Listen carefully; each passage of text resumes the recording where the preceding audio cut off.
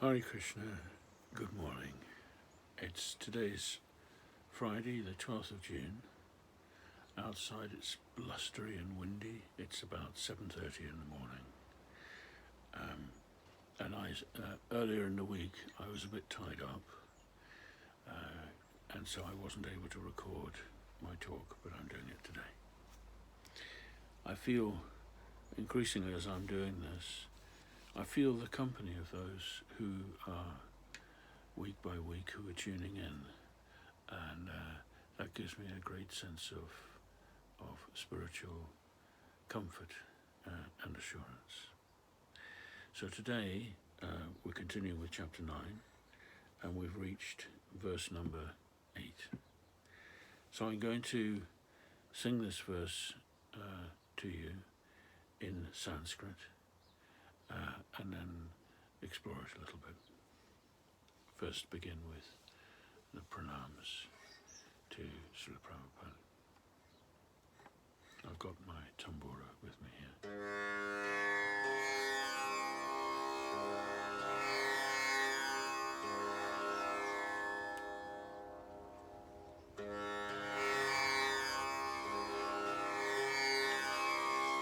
Om Ajnana Timirandhasya Gyananjana Shalakaya Chakshuranmilitam Yena Tasmai Shri Gurave Namaha. Shri Chaitanya Manobhistam Stapitam Yena Bhutale Swayam Rupa Kadamahyam Dadati Swapadantitam Namah Om Vishnu Padaya Krishna Pristaya Bhutale Srimati Bhakti Vedanta Swami Niti Namine Namaste Sarasvati Devi Gauravani Pracharine Nirvisesa Sunyavadi Paschachari Sacharini.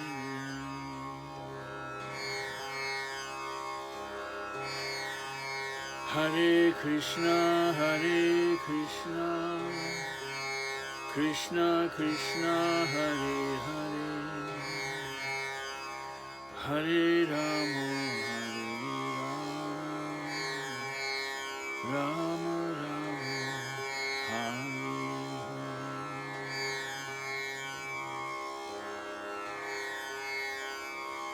So today's verse.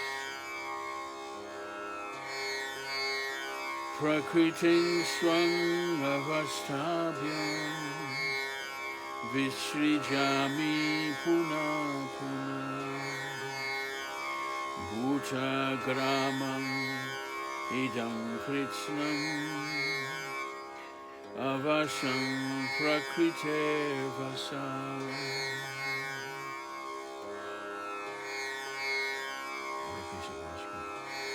Prakriting swang avastabhyam Visrijami puna puna Bhuta gramam imam kritsnam Avasham prakrite vasam.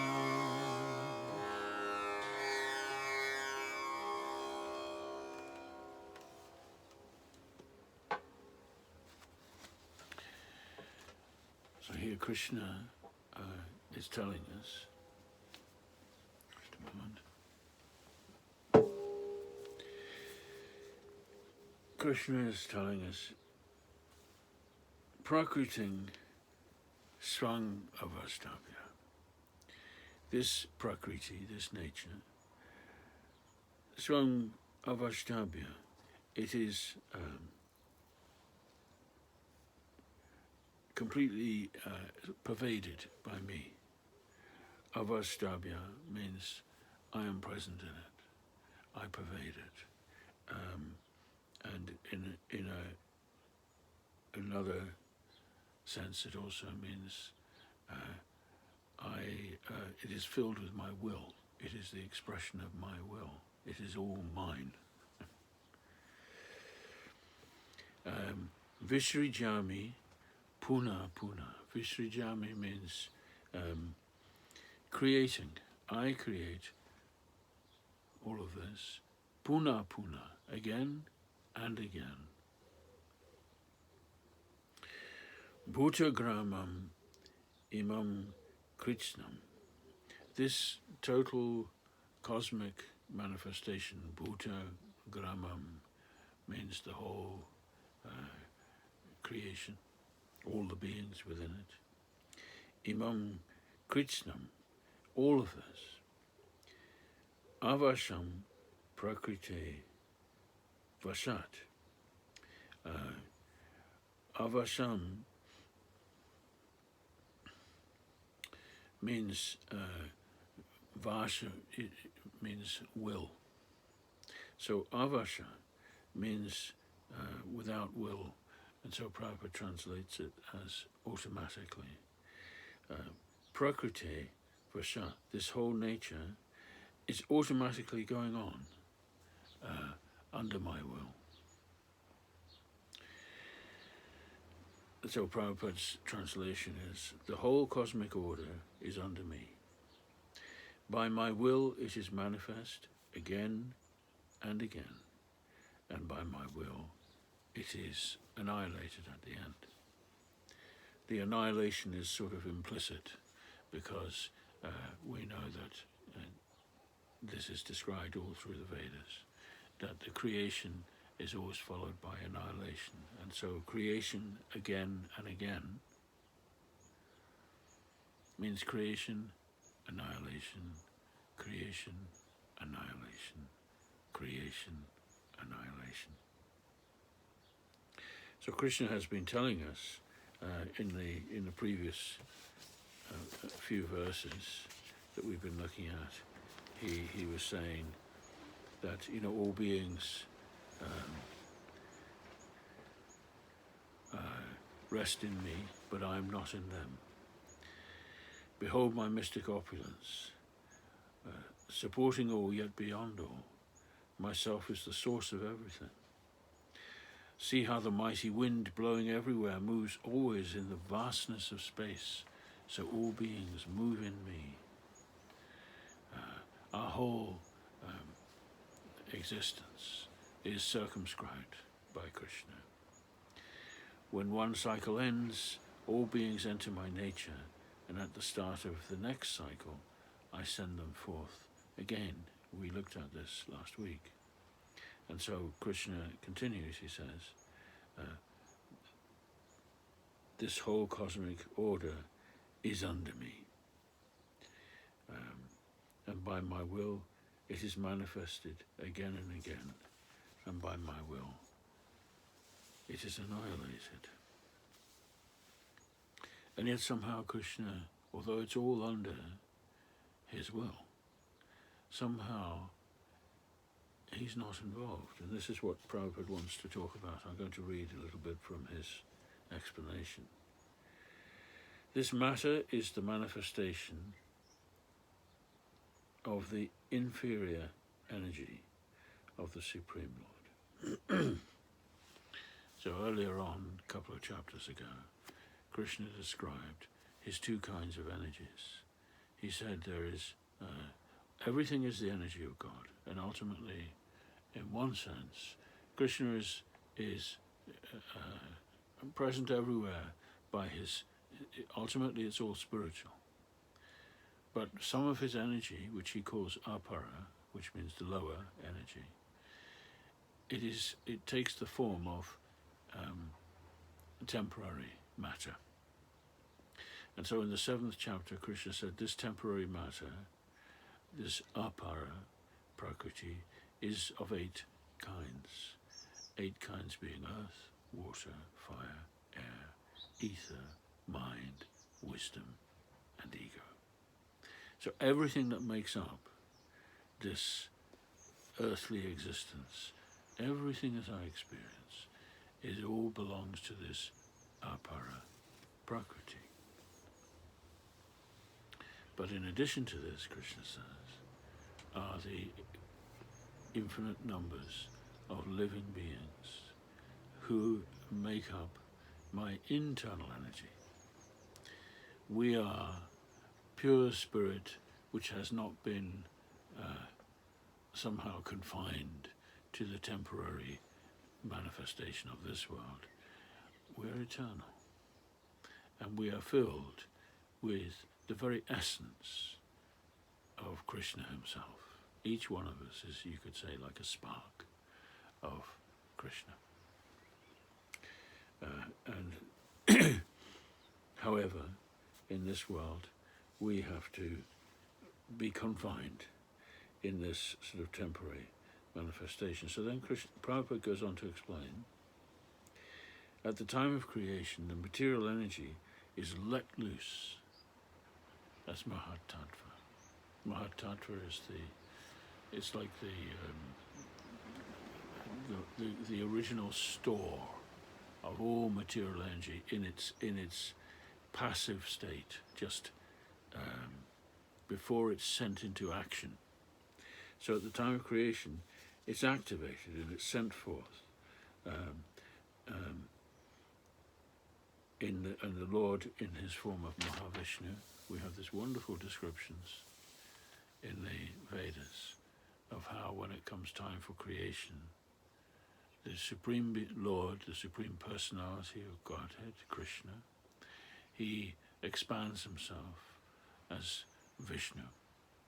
And Vishnu, first of all, in the great Vishnu, who's called Mahavishnu, lies down in the causal ocean, the cosmic ocean, and he breathes in and out. So Prabhupada says he breathes out innumerable universes, and then into each universe, which are like tiny little bubbles, into each universe, he enters as the next Vishnu, who is called Garbhodakshai. And Garbhodakshai Vishnu then oversees the creation of each universe, which is actually, it's done by the agent of Garbhodakshai Vishnu, who is Brahma. Brahma is the creator.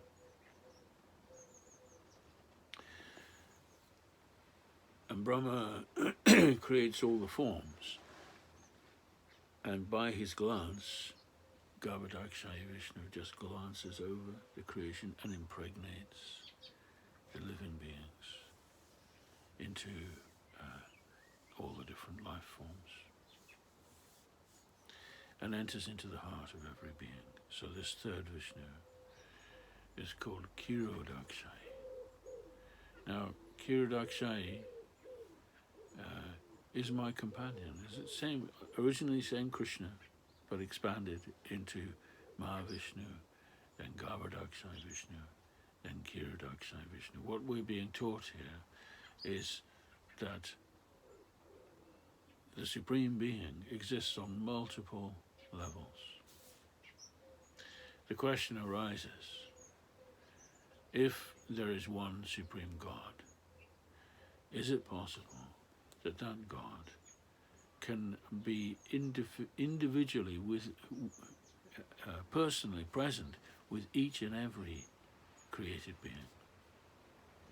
Normally in this world, if the king is sitting on his throne, he can only be there in his throne room. He can't be in everyone's house having cups of tea with everyone.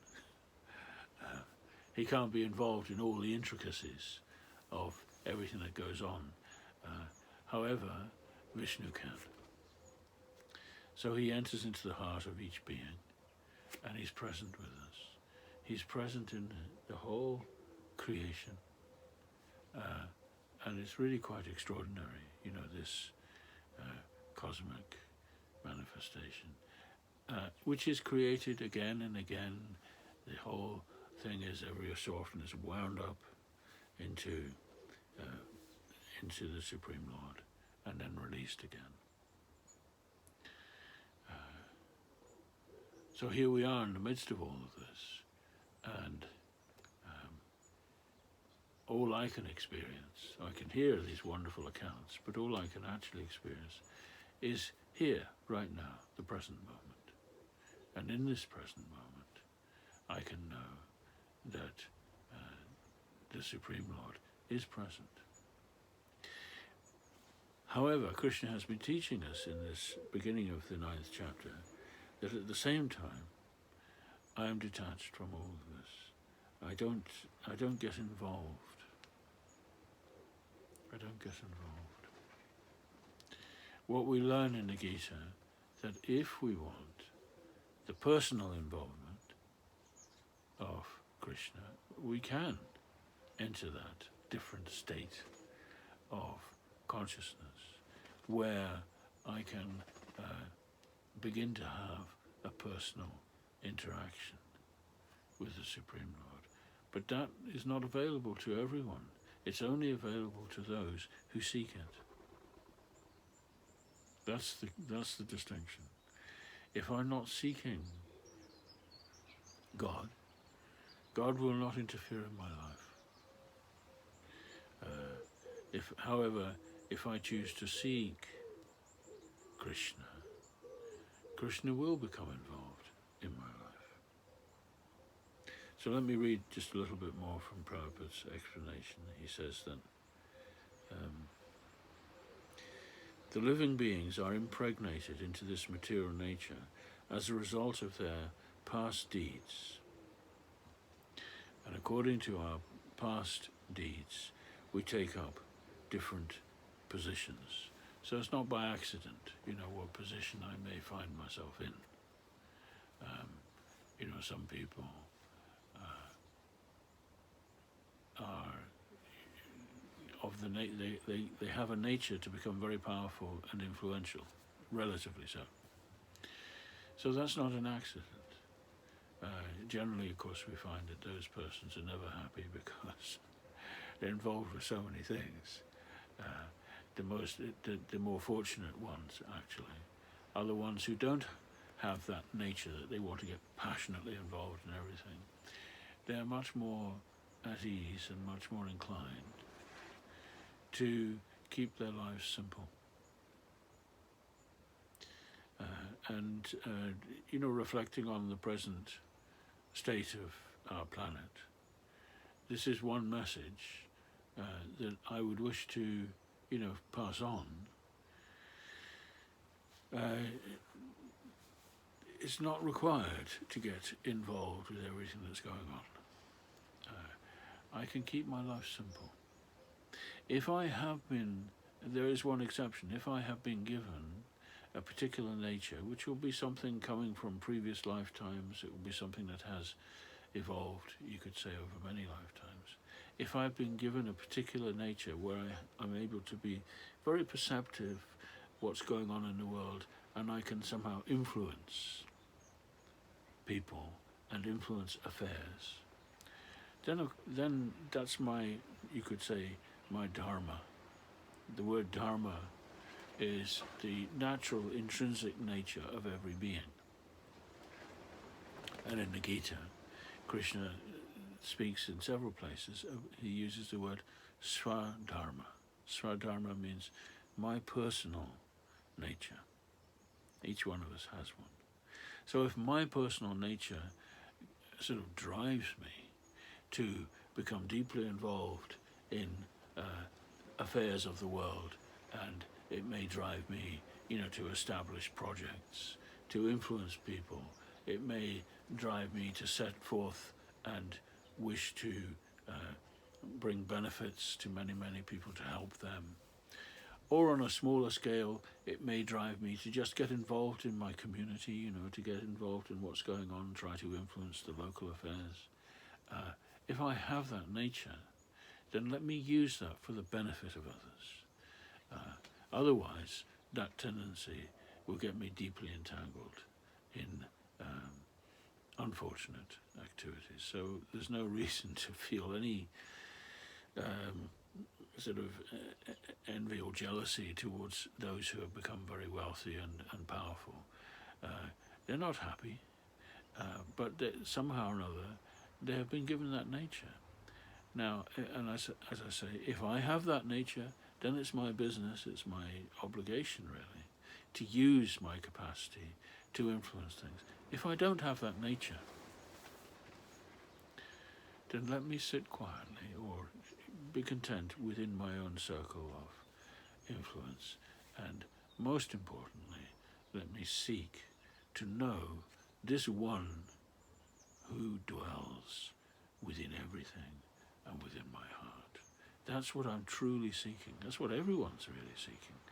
We are seeking this feeling of significance and of meaningfulness in my life.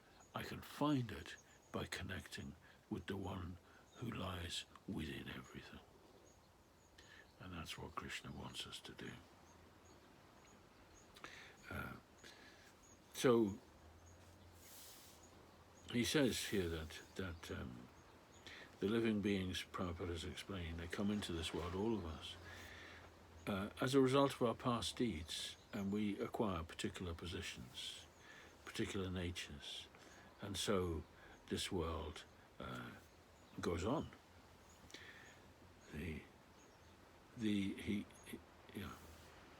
He speaks about evolution. He says actually that evolution is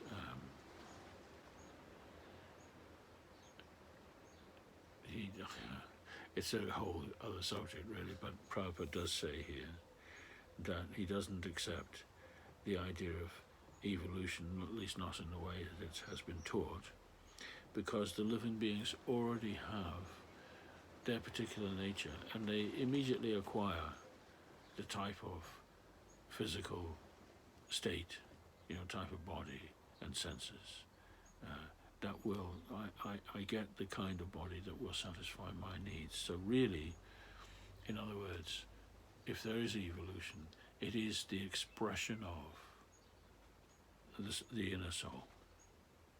It's not some sort of blind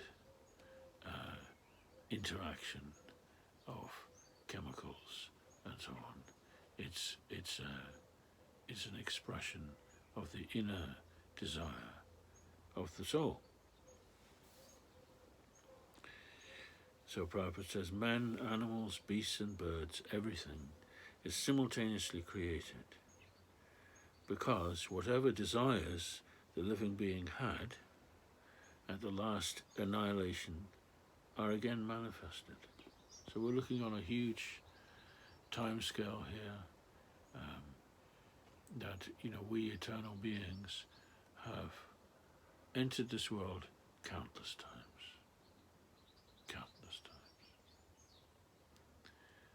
But somehow or other, my capacity is limited to only being fully conscious and aware of this moment, and to some extent of what happened yesterday and what might happen tomorrow. But my capacity is limited. However, I've actually been present many, many times. This is a never-ending journey. Just as each day the sun rises, a fresh day comes. So I'm aware of the present day, and I don't spend too much time thinking about the thousands of other days that I have lived. Of course, we can do it now. Most of us, we have a smartphone, and on it, somewhere we've got a store of all the photographs. We can go back, months, years, sometimes decades, and this day last year, here's where I was. This day 5 years ago, this is where I was, and we can bring it back to mind. But generally speaking, these things disappear into the fog of the past, and I'm just present here and now. So the point which Prabhupada wants to make here is that the living beings actually don't have much control over all this. Krishna says, avasta. Avasta in the Sanskrit, avasa. It means not able to, without our own will being particularly involved. It is going on, with us or without us, this whole creation. So what does that mean for you and for me? I would say it means that to recognize that the supreme will, Krishna in that last line, he says, avashang prakrite vashat. This nature for the living beings is automatic, but it is my will that by which it all happens. So let me perceive and feel that divine will all around me. And let me also remember that that divine will is an expression ultimately of love. I can be confident that I am looked after. I have nothing to fear. At the moment in the world there is so much uncertainty and bewilderment and fear. And in this environment of fear, there are some who, because their nature pushes them to do so, they want to stand up and tell everyone what's happening, but actually I don't think many people really know what's happening. It's a very confusing time. It's something greater than all of us. But what we can be sure of is that behind all these events, there is a higher will. I may not know exactly what that higher will is, but I can trust. I can place my trust. Krishna says at the beginning of this 9th chapter that, Arjuna, I'm going to describe some special new wisdom to you, because anusuyave means you're not envious. And the converse of that is, in other words, you trust me. If I live in trust that everything ultimately is going to is an expression of the divine will, then I don't have to worry, and we can rest assured that everything is happening for a reason. Yeah, happening for a reason. When the daily routine is interrupted, as it has been all over the planet, when my daily routine is interrupted, I'm thrown back upon myself, and naturally, eventually, it comes time for introspection. To begin with, all kinds of emotions rise up. Confusion, anger, fear.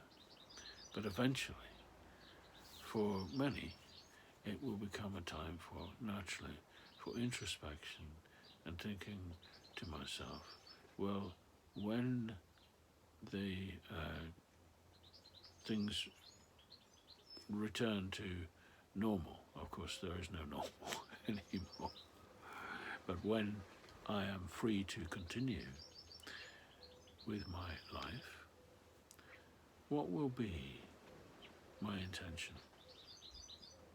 This is a very good time to be reflecting on that. That if and when we are able to, continue again with our journey of life, without being restrained in the way that we have been, what will be my intention when that time comes? And will it in some way, is there something that needs to change in my life? This is a good time.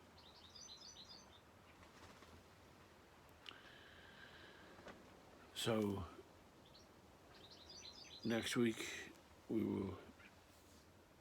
Krishna will continue verse by verse in this chapter 9. He's explaining how this is all his creation, but he's saying I'm not personally involved, and he's going to tell us in the course of this chapter how he does get involved, how there is a loving relationship which each and every one of us can uncover, which we have with the Supreme Lord, who is our true friend, my true friend, who only wants the best for me. And if I state my intention clearly, once I've thought about it, what is my intention in life, let me declare that intention to Krishna, to myself. Be clear that what is it I want, because in the end, each and every one of us, we will get what we want. Rest assured. So next week we'll resume, and I send you my love and my blessings to all who listen. And Krishna is with each and every one of us. No need for any alarm. So we end with a few verses of the Maha Mantra, the great mantra for deliverance.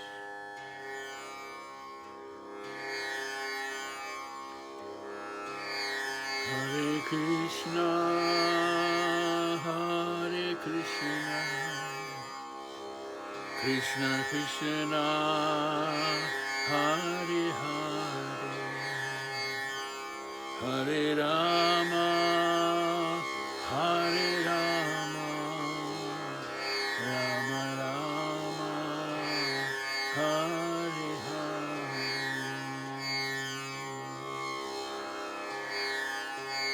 Hare Krishna, Hare Krishna, Krishna Krishna, Hare Hare,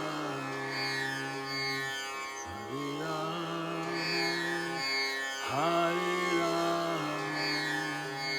Hare Rama, Rama Rama, Hare Hare. Hare Krishna, Hare Krishna, Krishna Krishna, Hare Hare, Hare Rama, Hare Rama, Rama Rama, Hare Hare. Hare Krishna, Hare Krishna, Krishna Krishna, Hare Hare, Hare Rama, Hare Rama, Rama Rama, Hare Hare. Hare Krishna,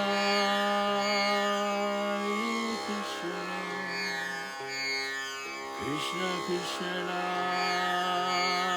Hare